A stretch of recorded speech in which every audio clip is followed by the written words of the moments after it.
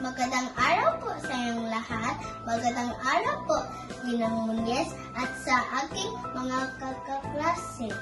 Ako po si Denny M. Singkulan, isang mga aaral sa ikalawang baitang. Ngayon ay ipapakita ko po ang sunod-sunod na paraan ng tamang pagluluto ng kanin. Bago po tayo magsimula, mahalaga ang kaligtasan at kalinisan. Maghugas na po ako ng aking kamay. Itinali ko na rin ang aking buhok at tiyak kung malinis ang lugar at aking paglulutuan. Ito ang kagamitan at sangkap na kailangan natin. Bigas, tubig, pangmukat or measuring cup at rice cooker. Una, sukatin natin ang bigas ng 2 cup. Ikalawa, ilagay ang 2 cup ng bigas sa kardero.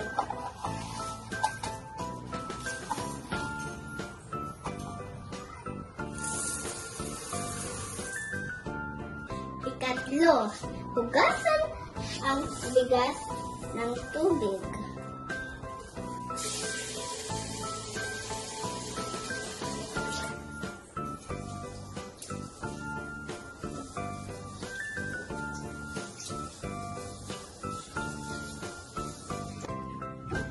Apat, dahil 2 cups ang ating bigas, malalagay din tayo ng 2 cups ng tubig na may kabuang 4 na cups.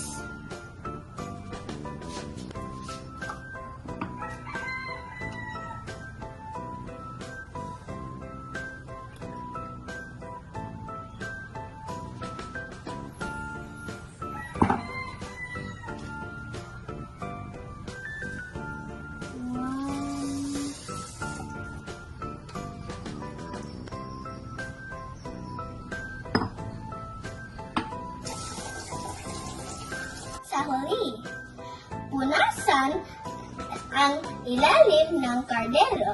Ilagay ito sa rice cooker at pindutin ang on. Hintayin laman na maluto ng kanin.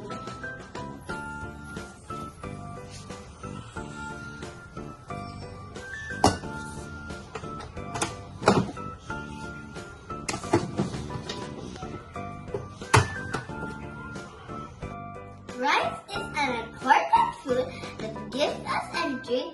It is eaten by many families every day. To make good rice, it should be clean and cooked with the right amount of water. Properly cooked rice is soft, fluffy, and delicious.